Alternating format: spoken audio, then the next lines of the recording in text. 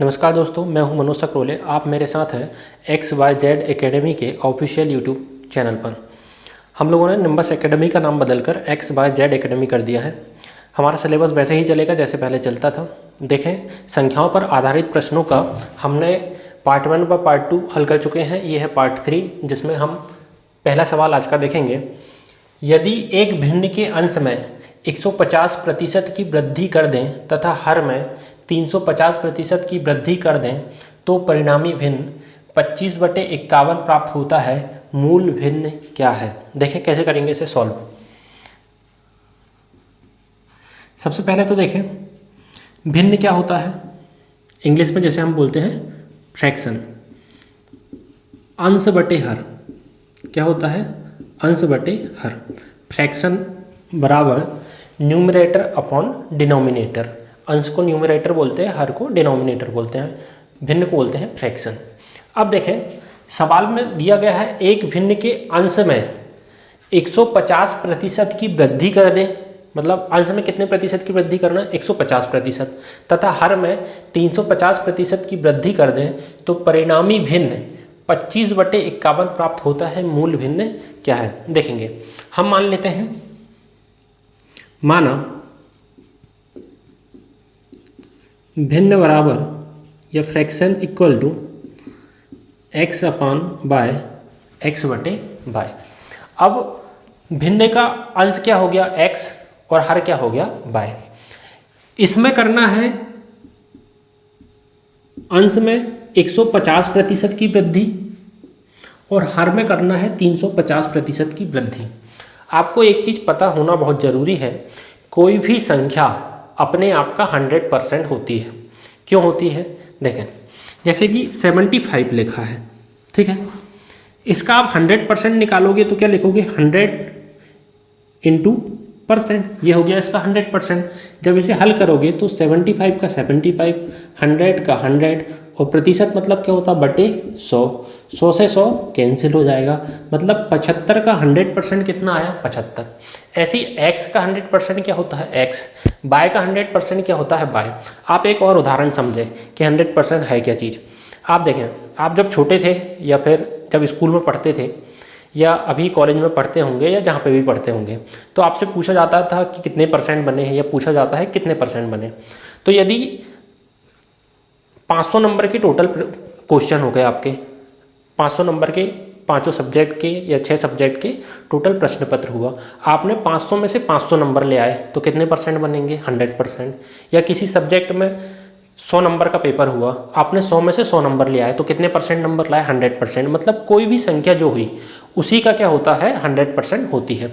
तो वैसे ही यहाँ x अपने आप का कितना % है? 100%। और y भी अपने आप का कितना %? 100%। हमने मानी संख्या कितनी? x और y। अब इसमें हमने ये 100% ऑलरेडी थी, 150% वृद्धि करें तो 100 धन 150 कितने प्रतिशत हो गए? 250%।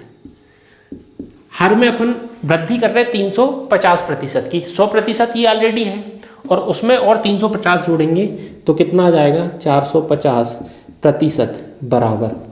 सवाल में क्या दिया है? अंश में 150% की वृद्धि और हर में 350% की वृद्धि करने पर कितना प्राप्त होता है?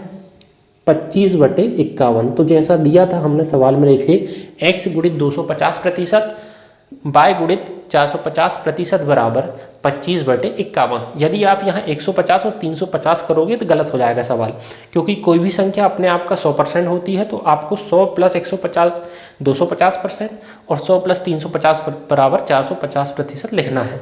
बस ये यहाँ पर गलती होने की बहुत अधिक चांसेस हैं। देखें आगे कैसे करेंगे।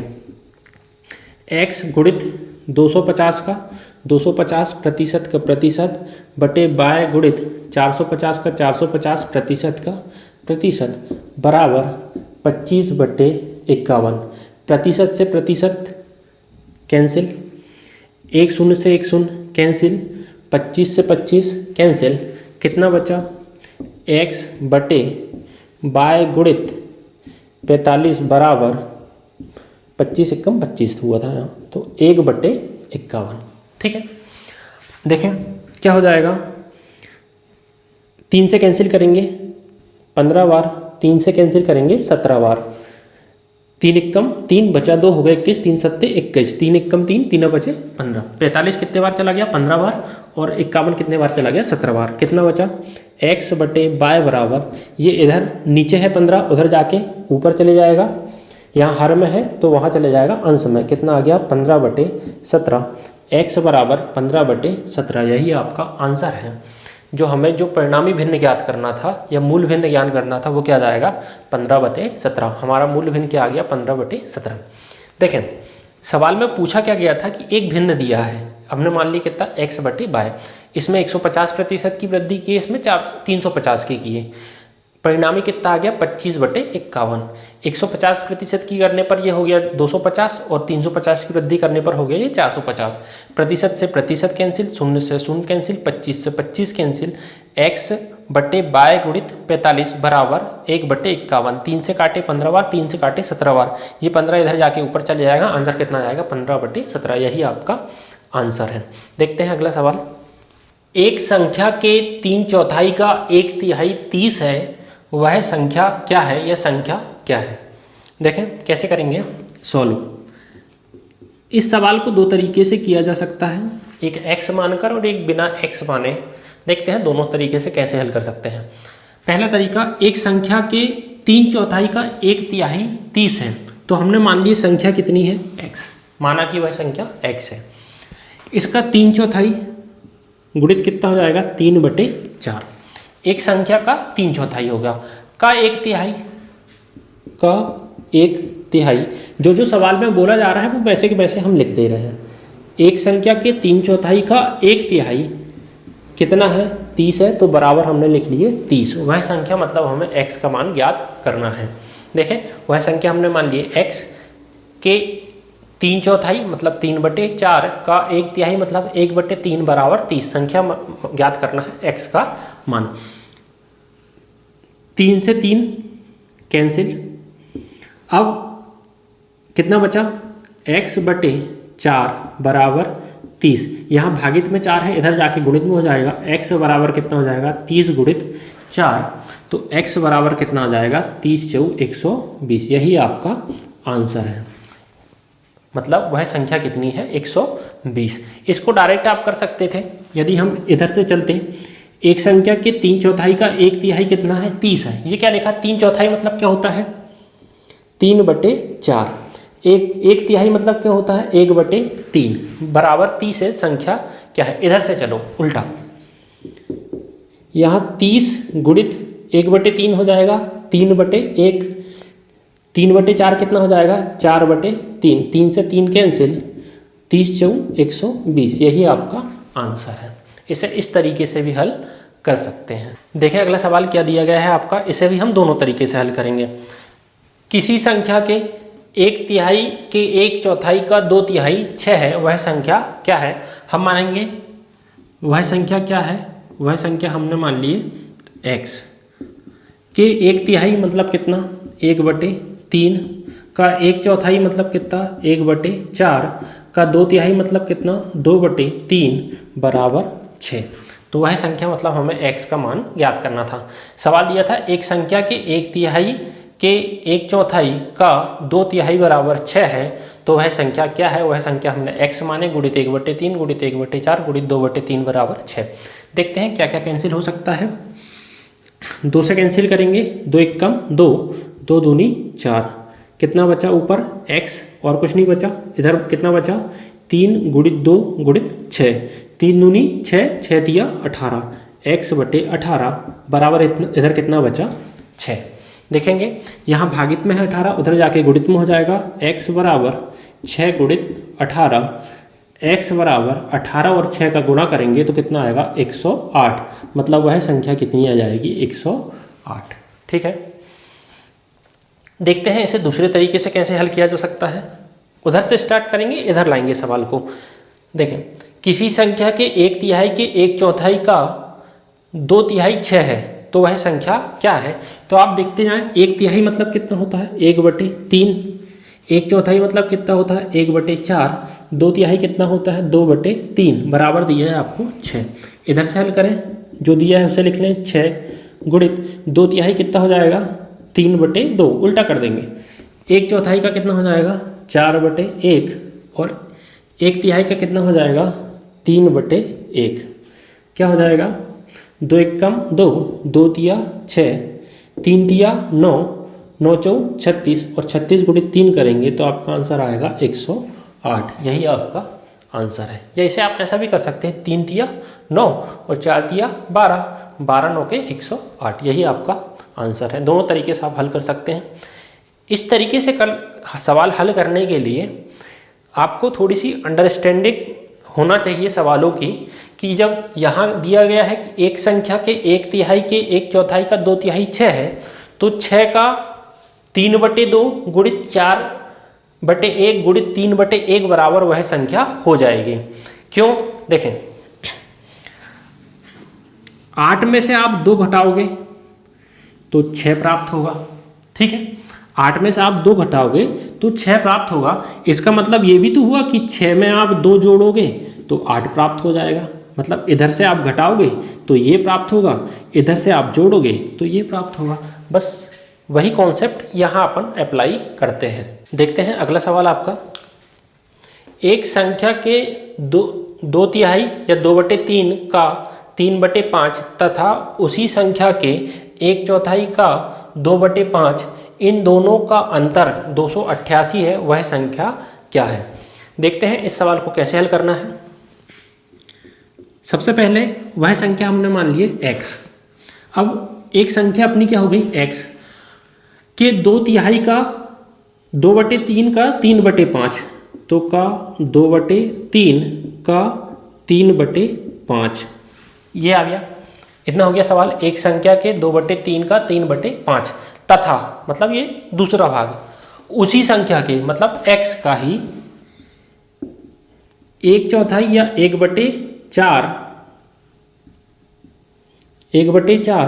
का 2/5, इन दोनों का अंतर मतलब बीच में ऋण का निशान 288 है।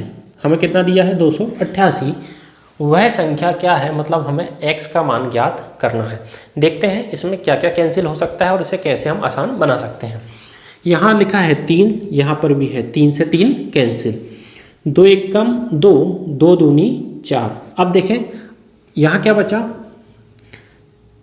x गुणित 2/5 ऋण, इधर क्या बचा x गुणित 1/2 पंचे कितना हो गया 10 बराबर 288।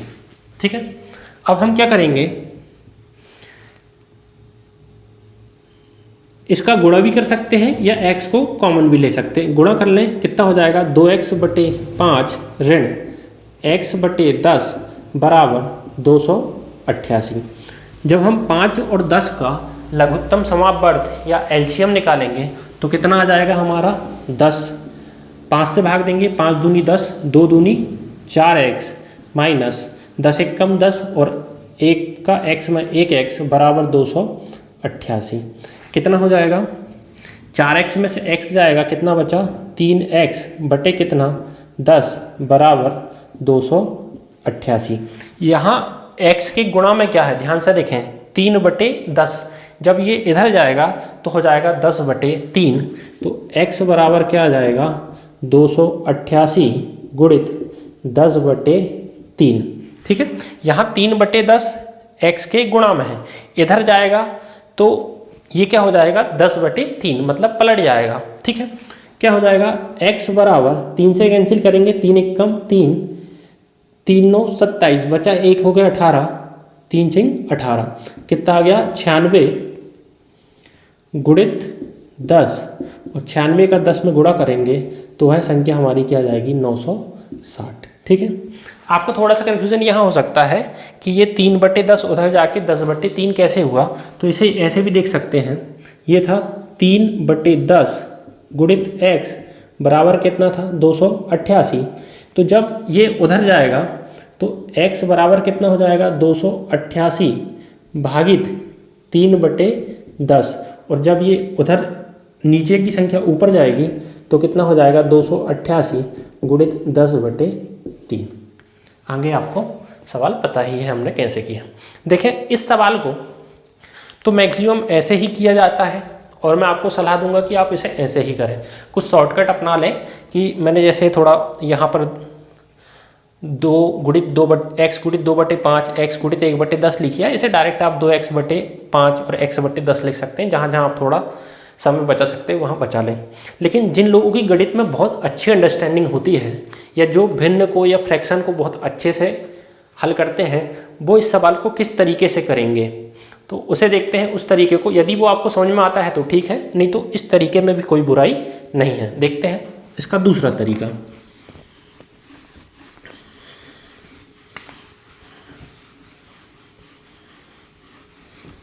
देखें आपको x बाय कुछ नहीं मानना है।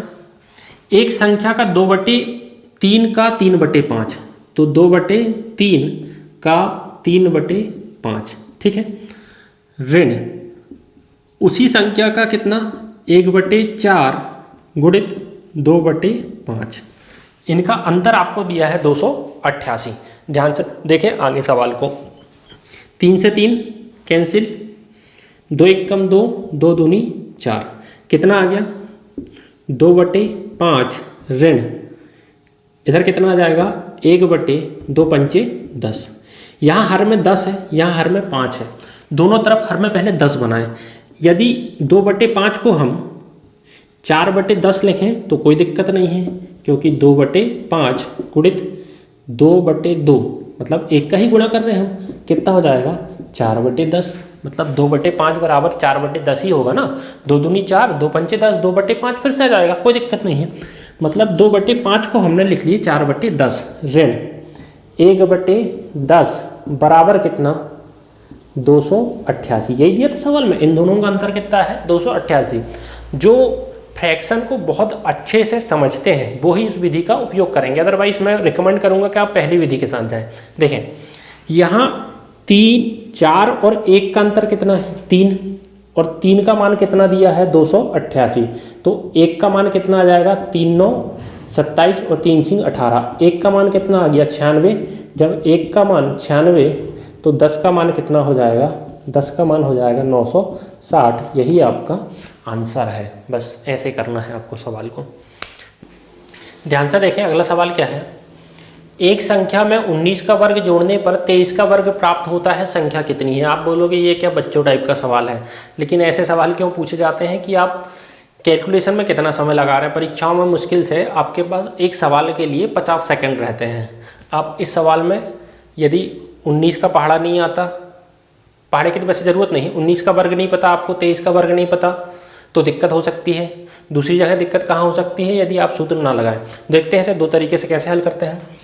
एक संख्या में 19 का वर्ग जोड़ना है, संख्या मान लिए x, 19 का वर्ग जोड़ दिए, ठीक है, बराबर 23 का वर्ग प्राप्त होता है। ये प्राप्त हो गया 23 का वर्ग प्राप्त होता है, संख्या कितनी है।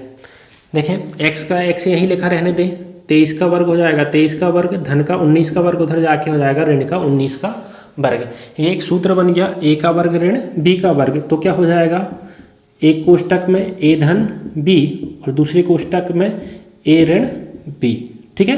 सूत्र लग गया, a का वर्ग ऋण b का वर्ग बराबर एक कोष्टक में a धन b, दूसरे कोष्टक में a ऋण b। क्या हो जाएगा, x बराबर दोनों को जोड़ेंगे कितना आ जाएगा 42 और इन दोनों को घटाएंगे कितना आ जाएगा 4, तो x बराबर कितना आ जाएगा 168। x का मान कितना आ जाएगा 168।